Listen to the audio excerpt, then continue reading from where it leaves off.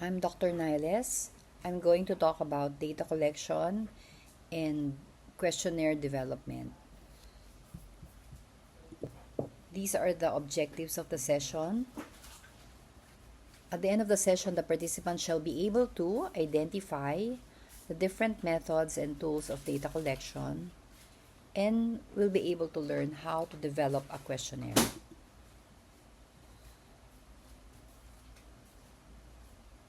What is data collection?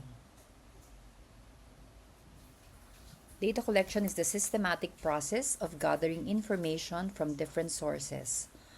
The goal is to answer a research question, test a hypothesis, or evaluate outcomes. The key word here is systematic, meaning it's organized, planned, and consistent. We don't just gather random information, we follow a method. Why is data collection so important? Because it ensures that the information we use is accurate, reliable, and relevant to the study. For example, if we're studying hospital infection rates, we might collect data from patient records, laboratory reports, or even through observation. In short, data collection is the foundation of good research. Without solid data, we cannot reach valid conclusions.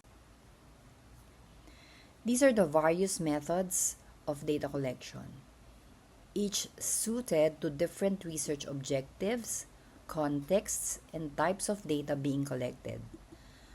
Some common methods of data collection include observation, surveys and questionnaires, interviews, and records review.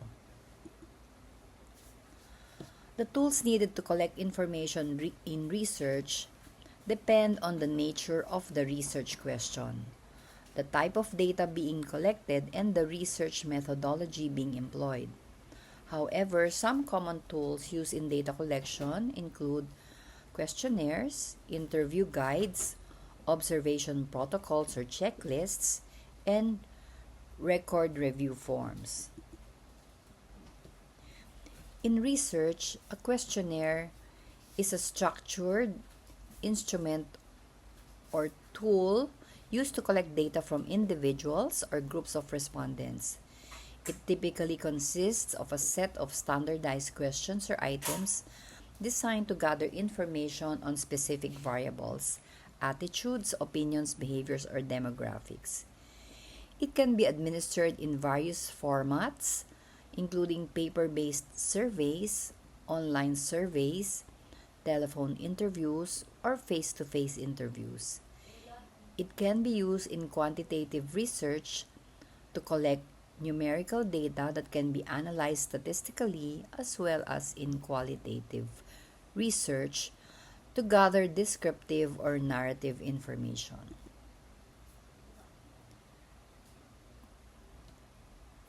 Questionnaires involve asking respondents a set of structured or semi-structured questions to collect data on their opinions, attitudes, behaviors, or demographics. Questionnaires can be conducted in person, over the phone, through mail, or online. Now let's talk about the advantages and disadvantages of using a questionnaire as a research tool. On the positive side, questionnaires have several advantages. They can be administered to a large group of respondents at the same time, making data collection efficient. Respondents often feel more confident because of anonymity, which can encourage honesty. They are generally cheaper compared to interviews or other methods. And since respondents can answer at their own pace, there is less pressure for an immediate response. But questionnaires also have disadvantages. They often suffer from a low response rate, meaning not everyone returns the form. Sometimes the questionnaire may be filled out by someone other than the intended respondent. There is no opportunity to observe the respondent's behavior or body language, which can give added context. And lastly, the completeness of data is not always assured. Some may skip questions or provide vague answers. So while questionnaires are efficient and cost-effective, researchers need to weigh these limitations when deciding whether they are the best tool for a study. Observation, on the other hand, involves systematically watching and recording behavior, events, or phenomena as they naturally occur in real time. Observational data can be collected through participant observation, where the researcher is actively involved in the setting, or non-participant observation, where the researcher remains detached. Observation protocols outline the procedures and guidelines for systematically observing and recording behavior, events, or phenomena as they naturally occur in real time. Observation protocols may include instructions for coding observed behaviors, events, or interactions according to predefined categories or criteria. This is an example of an observation checklist. Interviews. Interviews involve direct interaction between the researcher and the respondent, where questions are asked and responses are recorded. Interviews can be structured, semi-structured, or unstructured, depending on the level of flexibility needed. It can also be face-to-face, telephone, computer-assisted personal interviewing, or computer-assisted self-interview by video or audio. Let's look at the interview method and its advantages and disadvantages. Starting with the advantages. Interviews can be used with almost all sectors of the population, regardless of literacy or background. They usually yield a better number of respondents since people are more likely to answer when approached directly. Interviews offer greater flexibility. The interviewer can adapt questions on the spot if needed.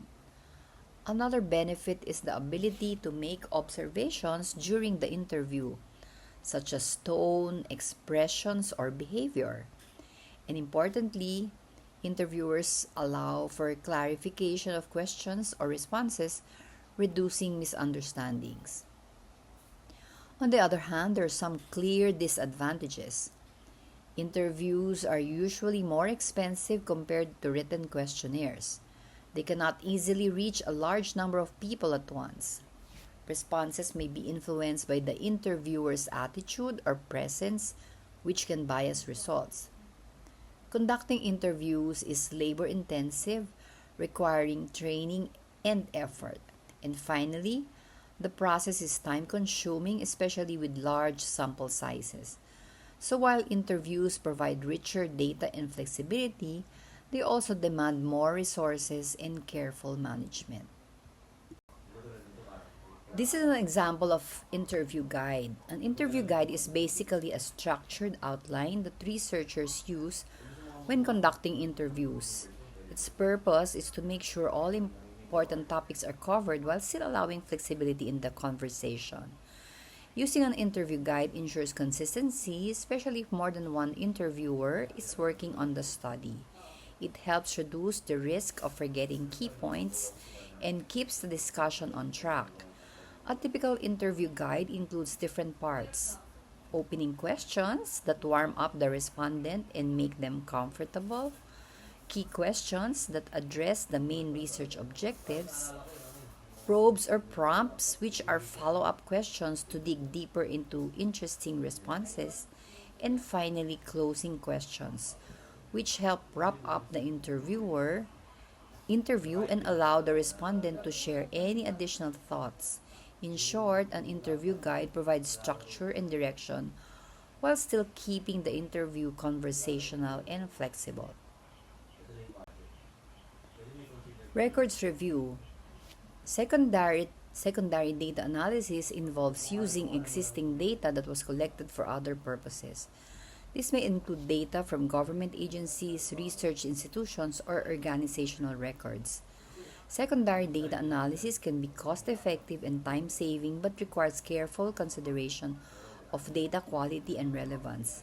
It also involves examining written or recorded documents such as archives, official records, reports, and media sources to extract data relevant to the research question. Why do researchers often use records review? Let's look at some key advantages. Economical. Records review is usually less costly than conducting surveys or experiments. The data already exists, so we just need access to it. We can establish trends over time because records are often kept for many years. We can track patterns or changes. For example, we can study how cases of hypertension have increased over the last decade. Baseline or pretest data. Records can provide background information or starting points before we do new interventions. For instance, a hospital's infection rates before introducing a new policy can serve as our baseline. Disadvantages of records review. Of course, there are also limitations we need to consider. In accessibility, sometimes the records we need are not available to us due to institutional restrictions or missing files. Confidentiality issues. Records often contain sensitive personal information. Researchers must ensure privacy and comply with ethical standards. Inaccuracy. The quality of our research depends on the accuracy of the records. If the original data entry was wrong, our study may be flawed. Incompleteness. Not all data we need may be available. Some records may have missing entries, making analysis difficult. Different definition of terms. Records from different institutions may not be consistent. For example, one hospital may define readmission differently from another. 6. Outdated. Sometimes records are not updated regularly, which can make the data less useful for current research. So, in summary, records review is a practical and economical way of collecting data, but as researchers, we must be aware of its limitations. Whenever we use this method, we need to carefully evaluate the quality, completeness, and relevance of the records. This is an example of an abstraction form. So, an abstraction form, also known as an abstraction sheet or abstraction tool, is a structured document or template used in research, particularly in the context of qualitative data analysis. It serves as a systematic method for summarizing and organizing information extracted from primary sources such as text, documents, interviews, or observations. The purpose of an abstraction form is to facilitate the process of data abstraction, which involves extracting relevant information from primary sources and summarizing it in a structured and standardized format. This allows researchers to systematically analyze and interpret the data, identify patterns or themes, and draw conclusions.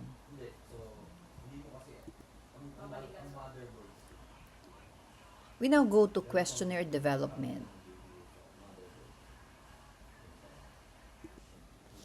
This will be the outline of my discussion. So, what is a questionnaire? Elements of a questionnaire, questionnaire design checklist, types of questionnaire, steps in questionnaire development, and advantages and disadvantages of using a questionnaire. The questionnaire is probably the most used and most abused of the data gathering devices. It is easy to prepare and to administer. The questionnaire is a form prepared and distributed to secure responses to certain questions.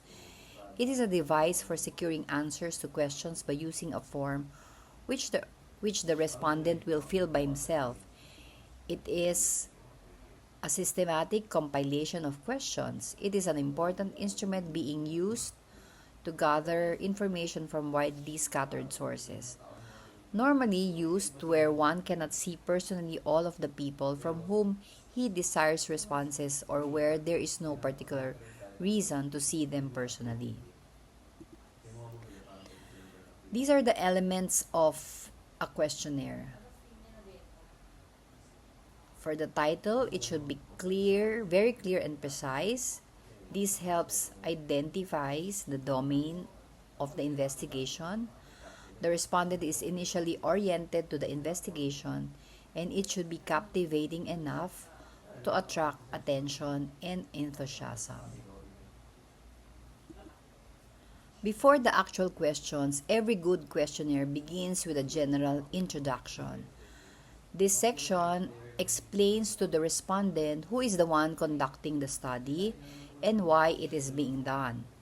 It sets the context and helps the respondent understand the value of their input. It should also emphasize the importance of their participation while assuring them that their answers will be treated with confidentiality and anonymity. This helps build trust and encourages honest responses. Finally, the introduction sets a respectful and encouraging tone, making the respondent feel that their contribution is valuable. Think of it as a short, welcome message. It's the first impression of your questionnaire, and a well written introduction can greatly improve response rates. Now we've talked about titles and introductions. Let's move on to another very important part of a questionnaire, the specific instructions. These are often overlooked, but without them, respondents may answer in different ways, and that could affect the quality of our data. So, what are specific instructions? So, specific instructions provide clear and a concise guide on how to answer the questionnaire. Think of them as a roadmap for the respondent, making sure everyone understands how to respond properly. So, what can be included? How to mark answers. Example, please check the box of your chosen answer or circle the letter that best applies to you. Number of responses allowed. Example, choose only one answer per question, or you may check all that apply. Type of response expected. Example, write a short phrase or give a one-sentence explanation. An estimated time to complete. Example, this questionnaire will take about 10 to 15 minutes to complete. What is the purpose of specific instructions? The purpose of having clear instructions is to make sure that all respondents answer consistently and correctly. If one person circles and another one checks and another one writes long essays when only short responses were needed, our data will be messy and unreliable. By giving clear instructions, we make the task easier for respondents, avoid confusion, and ensure we get the kind of data we really need. So remember, good questionnaires don't just have good questions, they also have clear instructions. So this is a small detail that makes a big difference in the quality of your research. Okay, after giving the title, introduction, and instructions, we now come to the heart of the questionnaire. The questionnaire items. This is the section that actually collects the data we need. What are questionnaire items? They are the core section of the questionnaire. They are the actual questions we ask, and they must be arranged in a way that makes sense to the respondent. So how should they be organized?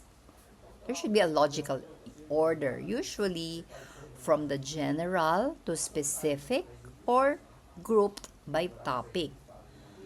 Clear separation. The item should be clearly separated from the instructions and introduction, so respondents know when the actual questions begin. What are the key quality of good questionnaire items? So clarity. Each question must be simple and direct. Avoid long or complicated wording. Unbiased wording. So questions should not lead the respondent toward a particular answer. Easy to understand. Use familiar language that matches the respondent's background. Consistency. All items should follow the same style and response format where possible. In short, the questionnaire items are where we gather our evidence. If these questions are not well written, even the best introduction or instructions won't save the study. So make sure your items are clear, unbiased, and arranged logically. So we've discussed the title, the introduction, the instructions, and the questionnaire items. Now let's look at another important but often forgotten part of a questionnaire, the additional information section. This is usually placed at the end, but it plays a big role in building trust with the respondent. So what is included in the additional information? The researchers or administrators' contact details. So the name, institutional affiliation, phone number, or email address. This shows transparency and gives respondents someone to reach out to if they have concerns. Confidentiality statement. Example, your response will remain confidential and will only be used for research purposes. So this reassures respondents that their personal information is protected. Option to receive results. Example, you may request a summary of the study results by contacting the researcher. This makes the process more engaging and respectful to participants.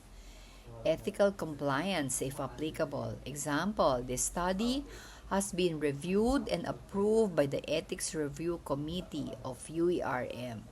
So this adds credibility and assures respondents that the study follows proper ethical standards. What is the purpose of the additional information?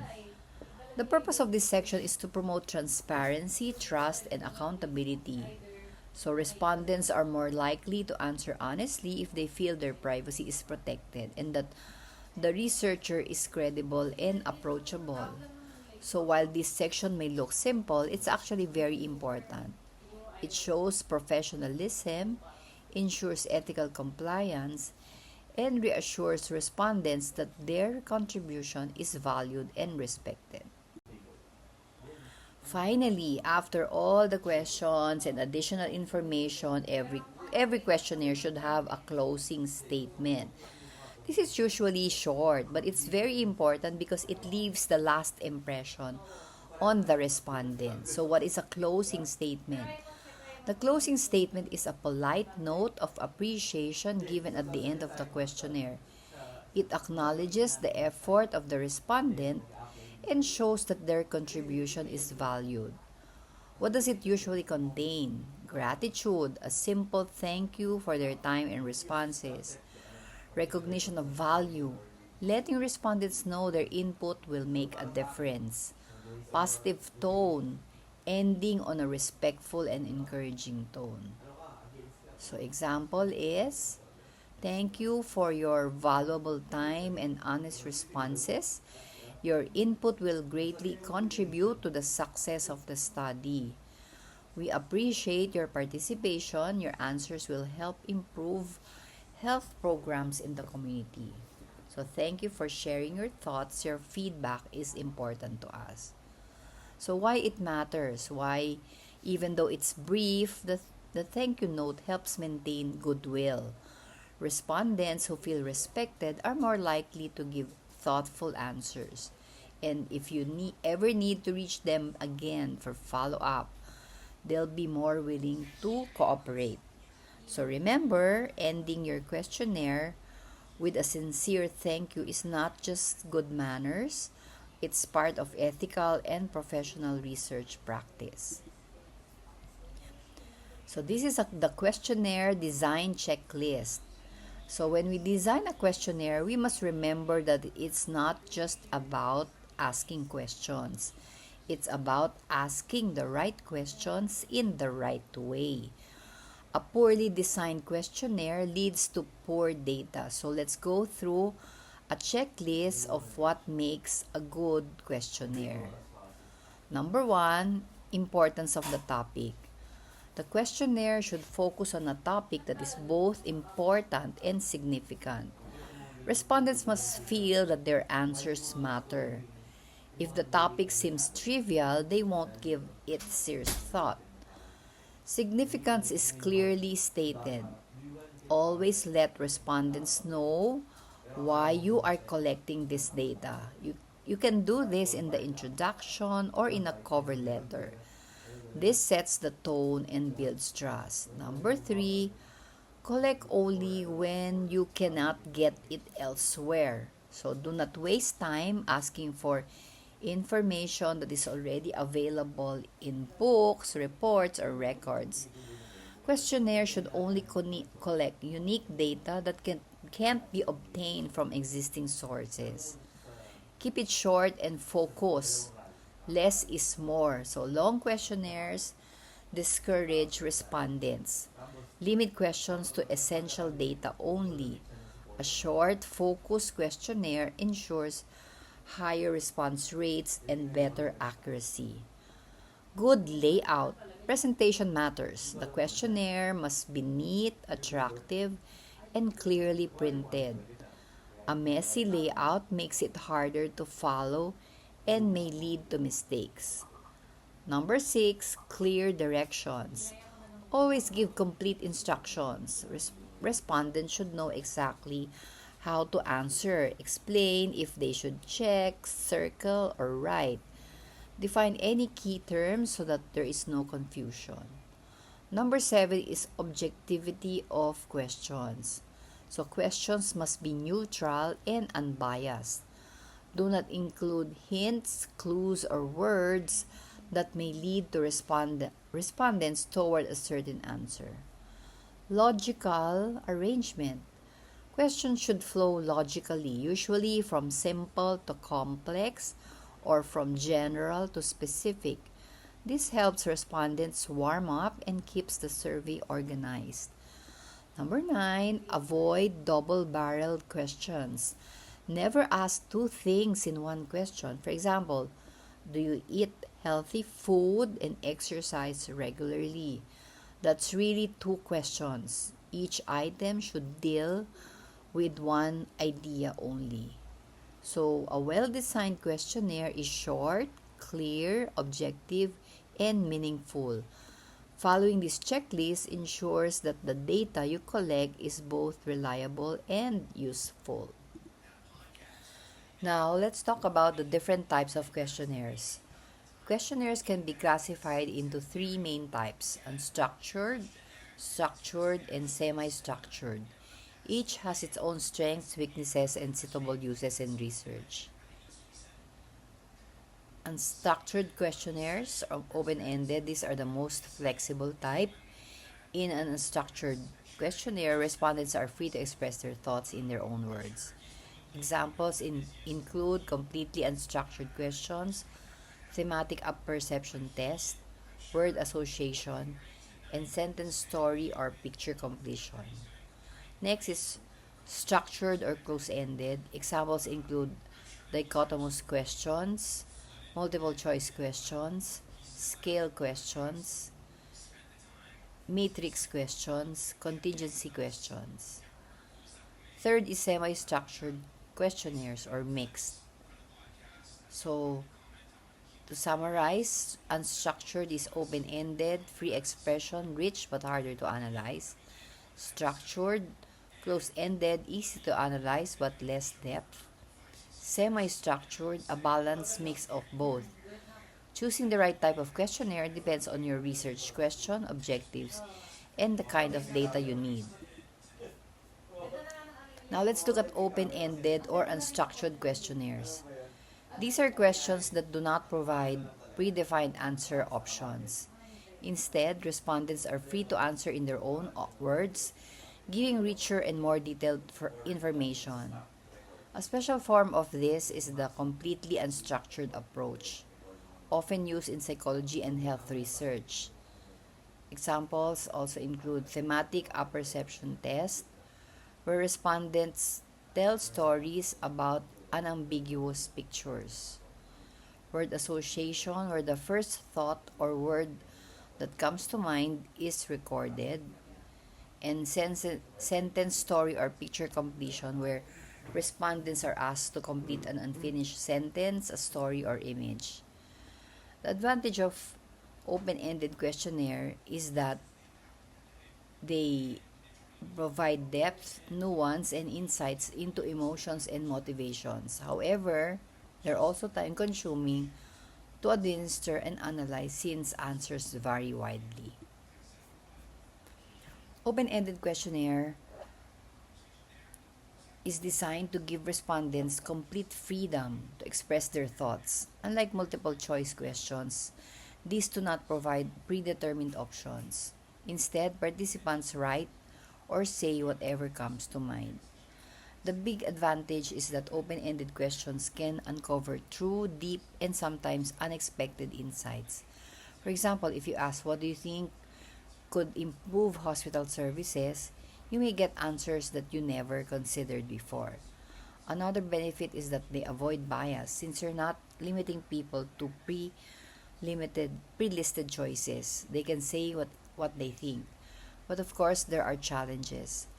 These types of responses are harder to analyze because they don't fit neatly into the number of categories. It can also be time consuming for both respondents and researchers. That's why open ended questions are often used at the end of a questionnaire just to gather feedback and suggestions for improvement. This way, you balance structured, easy to analyze data with richer insights from open responses. Now, let's weigh the advantages and disadvantages of completely unstructured questions. On the plus side, these questions give respondents the freedom to express themselves fully and openly. That means you often get unexpected insights, things you might never have thought to ask. They're also very useful in the early stages of research when you're still trying to generate ideas or hypotheses. But there are also challenges because the responses are all unique, they're harder to analyze statistically. Researchers often need to code and interpret them manually, which is time consuming. Another issue is that some people may go off topic, so not all the information you get will be useful. So, in summary, a completely unstructured question is like asking someone to tell their story. It's open, expressive, and insightful, but it takes effort to handle the data effectively. I'll introduce you to the thematic apperception test, or TAT. This TAT was developed by Henry Murray in 1943. It was what we call a projective test, a type of test where people are shown ambiguous pictures and asked to tell a story. The idea is that when given something unclear, individuals project their own thoughts, emotions, and conflicts into their answers. Here's how it works.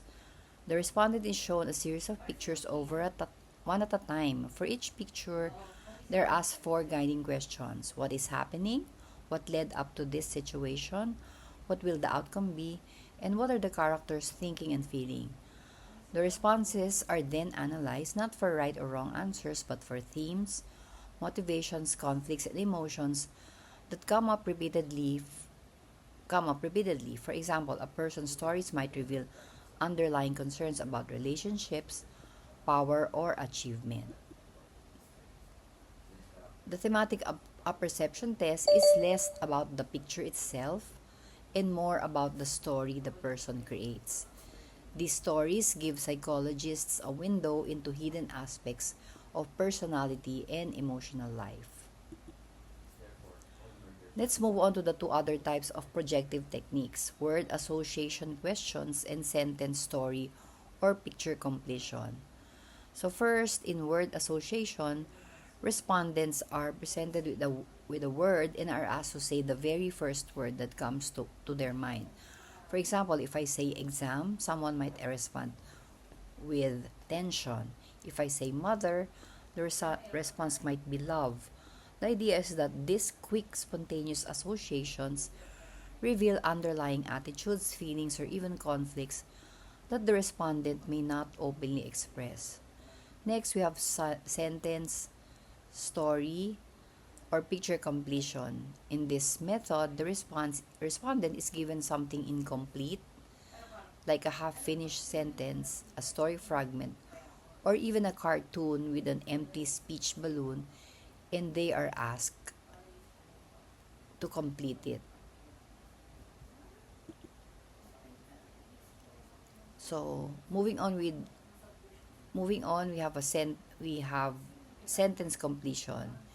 So, instead of just a single word, we provide the beginning of a sentence and ask the respondent to complete it in their own words. For example, I feel happiest when, or doctors usually. This method goes a bit deeper than word association because it gives more context and reveals underlying beliefs, feelings, or values. It is easy to administer and gives quick insights, but one limitation is that the responses can sometimes be vague and interpretation may be subjective. Let's look at story completion. So the respondent is given the beginning of a story and asked to finish it in their own words. The goal here is to bring out deeper personal and social themes that might not surface through direct questioning. So, for example, if I say Maria went to the clinic because she wasn't feeling well, when she got there, the respondent completes the story however they wish. Their response might reveal not only what they think should happen, but next also what their feelings about healthcare, illness, or even doctors. So the main advantage is that it produces richer and more detailed responses compared to sentence completion. However, the disadvantage is that it is also time consuming and harder to analyze systematically since the responses are qualitative and vary widely. So, story completion is especially useful in research where we want to uncover deeper themes, motivations, or hidden perceptions. Finally, let's look at picture completion, which is a type of projective test. In this method, the respondents are shown a picture with something missing or perhaps a blank speech bubble and they are asked to complete it. The purpose is to uncover perceptions, stereotypes, and emotions that might not be expressed directly. For example, if we show a cartoon of a patient talking to a doctor but leave the patient's speech bubble empty, we could ask, what is the patient saying? The responses give us insight into how people perceive that situation, their feelings towards doctors, illness, or health systems. The advantage of picture completion is that it is engaging and works well with children or low literacy groups, since no long written responses are needed. However, the disadvantage is that interpretation is often highly subjective and influenced by cultural context. So, picture completion is a valuable tool, but we must be cautious about how we interpret the responses. Now, let's move to close-ended or structured questionnaires. Unlike open-ended types, these give respondents specific answer choices to select from. They're much easier to administer, quantify, and analyze. So the main forms include dichotomous or two category, the simplest form, multiple choice, often offers several options, scale questions such as Likert scales, matrix questions where multiple items are rated using the same set of scale options, contingency questions where the next questions depend on the respondent's previous answer.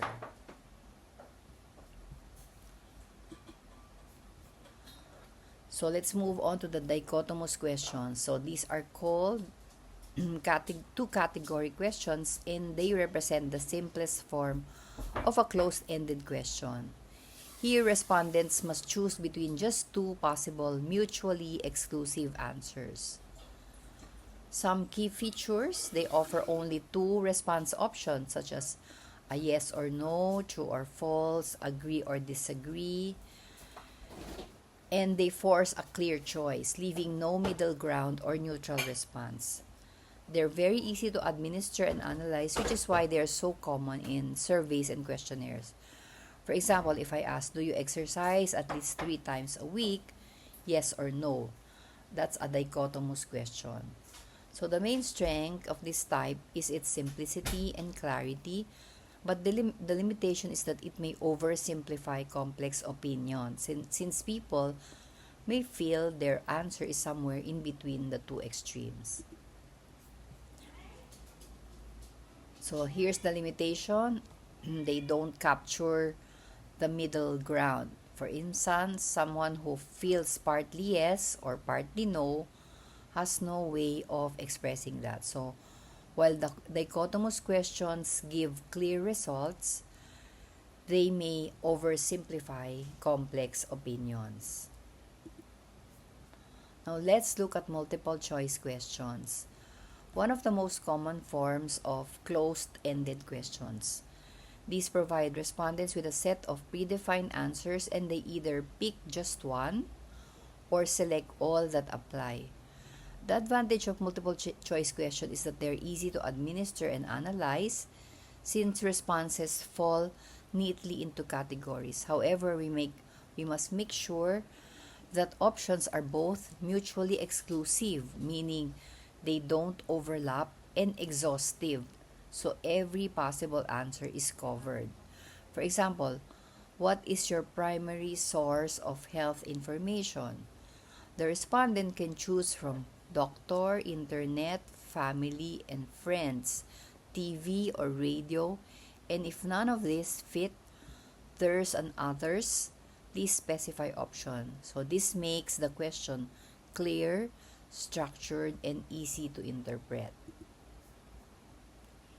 A matrix is a closed-ended question where a set of related questions, usually with the same response options, are presented together in a grid or table. So the structure is the rows contain the items or statements being rated, while the columns contain the response options. Example, Likert scale and yes/no frequency. Respondents check or mark the box that best applies to each item. Now let's discuss contingency questions. These are questions designed to filter responses so that people only answer items that are relevant to them. The purpose is threefold. First, to avoid irrelevant questions that don't apply to a respondent. Second, to make the questionnaire shorter and more logical. And third, to improve data quality by focusing only on the right respondents. For example, you might first ask, do you smoke? If the person says yes, they are directed to the next question. How many cigarettes do you smoke per day? But if they answer no, they skip ahead to a later section. So this way, respondents are not forced to answer questions that don't apply to them and the data that you collect is more accurate and meaningful. Now let's move on to scale questions. So these are type of closed-ended questions where instead of just saying yes or no, respondents rate their opinions, attitudes, or behaviors along a continuum. They're especially useful because they help us measure things like intensity, how strongly someone feels, frequency, how often something happens, and level of agreement, such as whether someone agrees a little, agrees strongly, or disagrees. For example, you might see a Likert scale question asking, on a scale of 1 to 5, how satisfied are you with your last clinic visit? This type of question is very powerful in surveys because it doesn't just capture whether people agree or disagree, but also how much they feel that way. Scale questions can take different forms depending on what we want to measure. The first one is the Likert scale. This is probably the most widely used. It measures agreement or disagreement with a statement. For example, I am satisfied with the quality of teaching. Respondents can choose from strongly disagree to strongly agree. The second type is the rating scale. Here, respondents assigned a number or symbol to represent their experience. For example, rate your overall experience with our clinic. This could be on a scale from 1 to 5 or even stars from poor to excellent. Finally, we have the semantic differential scale. This one measures attitudes between two opposite adjectives. For example, how would you describe your last hospital visit? Respondents can place themselves on a continuum between cold and warm. Together, these scales are very useful because they don't just capture yes or no, but allow us to measure intensity, attitude, and perception. So let's look at two more types of scale questions. The first one is the frequency scale. This type of scale captures how often something happens. For example, how often do you exercise in a week? Respondents can choose from never, rarely, sometimes, often, or always. This is very useful when we want to measure habits or behaviors. The second is the importance or preference scale. This measures how much value respondents assign to certain factors. For example, how important is friendly staff in your choice of hospital? The options range from not important to extremely important. So this helps us understand priorities and decision making. So while frequency scales focus on behavior over time, important scales focus on values and priorities. Scale questions have both strengths and limitations. So on the positive side, they capture intensity and nuance, not just a simple yes or no. They also allow us to do quantitative analysis, such as calculating average scores or tracking trends. This is why they are so widely used in survey, psychology, education, and even market research. However, they also have drawbacks. One is the central tendency bias, where respondents often just choose the middle or neutral option to avoid committing to an extreme. Another limitation is that responses can be influenced by wording or cultural interpretation. For example, what very important means to one group may not mean the same thing to another. Close-ended questionnaires are widely used in research because they provide structured responses that are easy to analyze. Some clear advantages are that they are simple to administer, save time, and work well with large groups. Since the responses are standardized, the data can easily be compared and analyzed statistically. However, they also come with disadvantages. Respondents are limited to the options given, which may not fully reflect their true thoughts or experiences. This can sometimes oversimplify complex issues or miss out on unexpected insights. Also, if the response choices are poorly designed, the data collected may not be useful. So while close-ended questions are efficient, they should be balanced with the other methods like open-ended items when deeper understanding is needed. Now let's talk about mixed method questionnaire. So a mixed method questionnaire combines close-ended questions with open-ended questions. Close-ended questions give us structured data. They are easy to code, quantify, and analyze.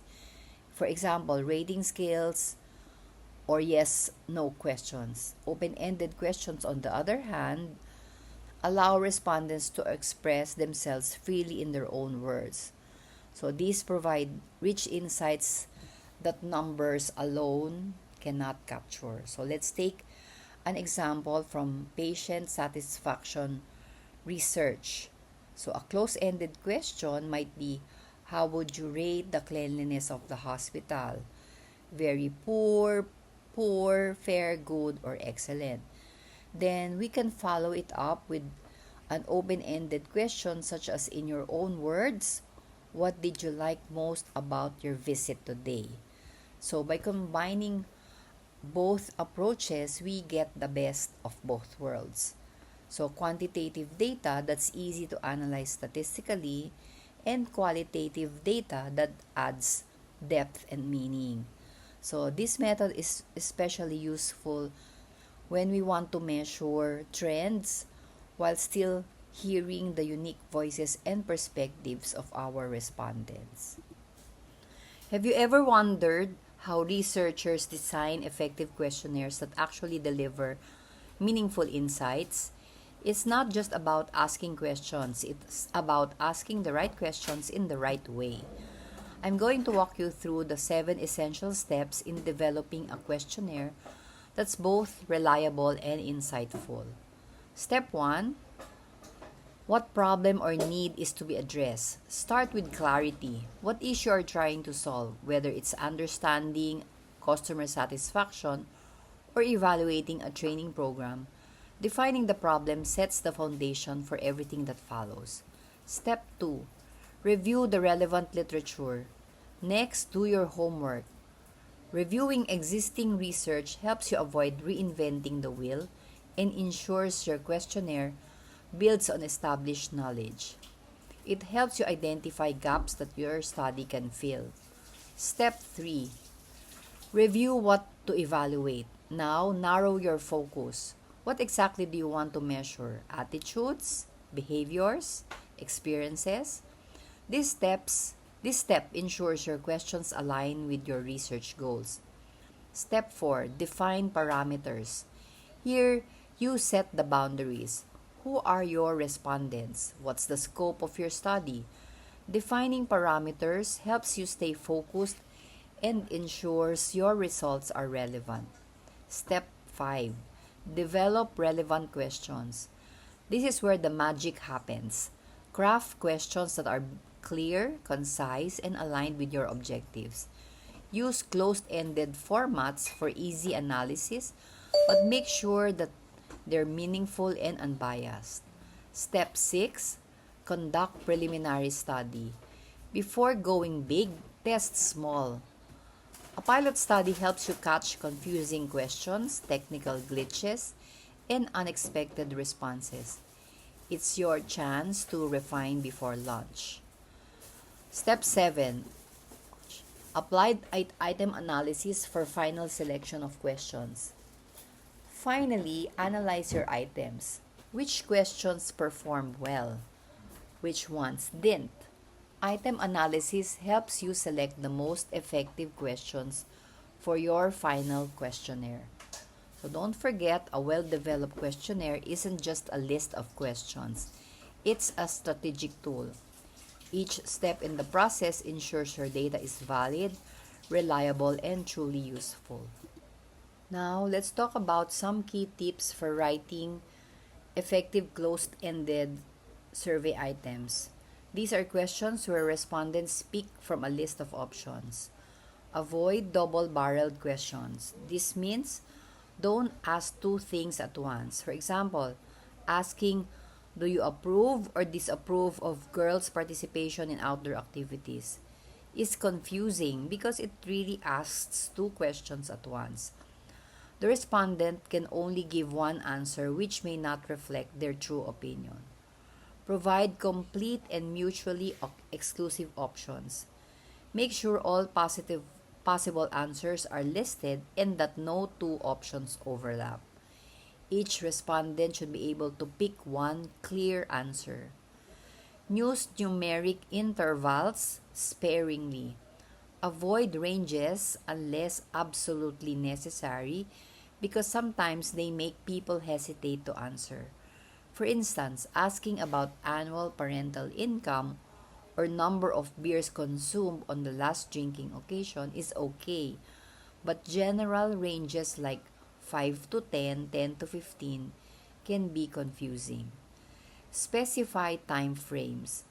Be clear about when you're asking about. For example, say during this quarter rather than just recently. It helps respondents give accurate answers. Avoid acronyms, jargon, slang, or technical terms. Use plain, simple language that everyone can understand. Remember, the goal is clarity, not to show off technical knowledge.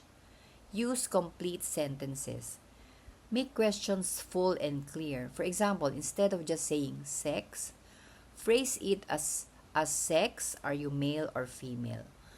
By keeping these tips in mind, your closed-ended questions will be clearer, easier to answer, and will give you better, more reliable data. Another common mistake in questionnaire design is the double-barreled question. This happens when we ask two different things in the same question but only give respondents a chance to provide one answer. For example, do you find the hospital clean and affordable? If the hospital is clean but not affordable, how should the respondent answer? This creates confusion and unreliable data. So the solution is simple. Separate the ideas into two questions. For instance, do you find the hospital clean and do you find the hospital affordable? Avoiding double-barreled questions ensures clarity and makes the responses much more accurate and useful. A question becomes leading when its wording influences or pressures the respondent to answer in a certain way. There are several ways this can happen. First, when the question suggests the answer. For example, don't you agree that our hospital provides the best care? This nudges the respondent toward yes. Second, when it uses emotionally charged or biased words such as, how terrible was your experience with the old system? That wording already assumes it was terrible. Third, by framing assumptions into the question. For instance, what did you enjoy most about our excellent service? This assumes the service was excellent, which may not be true for everyone. And finally, tag questions can lead respondents by pushing them to confirm, like, you found the new rules confusing, didn't you?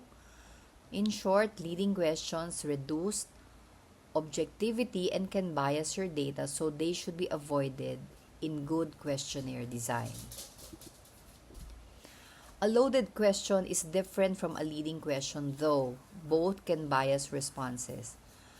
A question is loaded when it contains a hidden assumption that may not be true.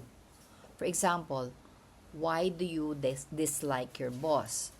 That assumes the respondent already dislikes their boss. It can also force a biased framework, like asking, how often do you waste time at work? Daily or weekly? This question presumes that the person is wasting time in the first place. So some loaded questions are traps with no safe answer. For example, have you stopped cheating in exams? If you say yes, you admit you cheated before. If you say no, you admit you're still cheating. And finally, loaded questions are often emotionally charged or accusatory, which can make respondents defensive instead of answering openly. That's why in good questionnaire design, we need to carefully check for hidden assumptions and avoid wording that boxes respondents into biased or unfair choices. When designing a questionnaire, we cannot think only about the wording of questions. We must also consider the statistics. A key principle is to decide on the method of data analysis before writing the questions. This ensures that every question we ask will directly contribute to answering our research objectives. If a researcher does not know how the responses will be analyzed, then even if respondents complete the survey, the results may turn out to be unreliable or even unusable. By planning the analysis in advance, we avoid collecting irrelevant data, and we make sure that the information gathered is structured in a way that allows for clear, valid, and reliable statistical interpretation. An essential part of questionnaire design is addressing confidentiality and ethics. First, always promise confidentiality.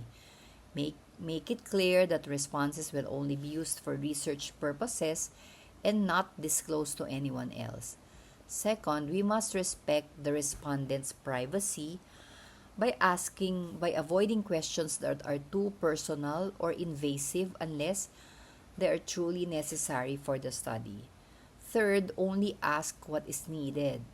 Irrelevant or excessive questions can make participants uncomfortable and reduce response quality. Finally, when asking about sensitive topics, use gentle and encouraging wordings. For example, instead of directly asking, "Do you smoke?" you might say, "Many people smoke. May I ask if you do?" This helps respondents feel more at ease and more willing to answer honestly. Before we distribute our questionnaire on a large scale, it is very important to conduct pre-testing. Pre-testing means trying out the questionnaire on a small group of people who are similar to our actual respondents. Why do we do this? First, it helps us detect any unclear or confusing questions. Second, it allows us to check the flow and sequence of items, whether they make sense in order. Third, we can estimate the time needed to complete the questionnaire. Fourth, we see whether the instructions are clear to the respondents. And overall, pre-testing improves the reliability and validity of our data collection tool. So how do we do pre-testing? First, step 1, we select a small group that represents our target respondents. Step 2, we administer the questionnaire under conditions similar to the actual survey. Step 3, we ask them for feedback about the difficulty, clarity, and length. Step 4, we use this information to revise and improve the questionnaire before final deployment. In short, pre-testing is like a trial run. It ensures that by the time we collect data for real, our questionnaire is ready, clear, reliable, and effective. Let's now look at the advantages and disadvantages of using this method of data collection. On the advantages side, it's very economical, which makes it practical when the budget is small. It also saves time, especially if you need results quickly. Because of its format, it can easily cover a wide geographical area, which is ideal when respondents are scattered. It is suitable for certain specific types of responses, particularly factual or simple information. And finally, it's considered reliable in standardized or special cases, especially when uniform data collection is needed.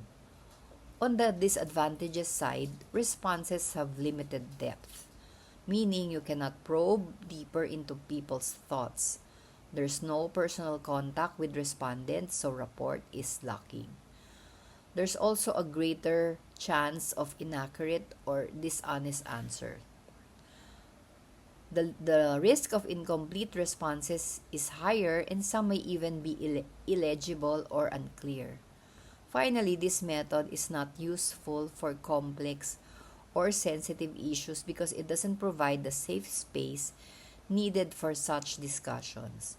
So when is this method best used? When the budget is small, when you need a large sample size quickly, when respondents are widely scattered, when the information you're after is factual and simple, and when uniform data collection is required.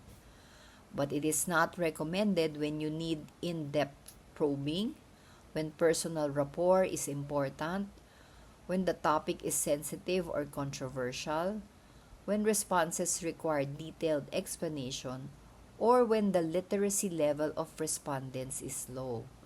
So in short, this method is practical, efficient, and standardized, but not suitable for complex, personal, or sensitive topics. And this is my last slide. Thank you.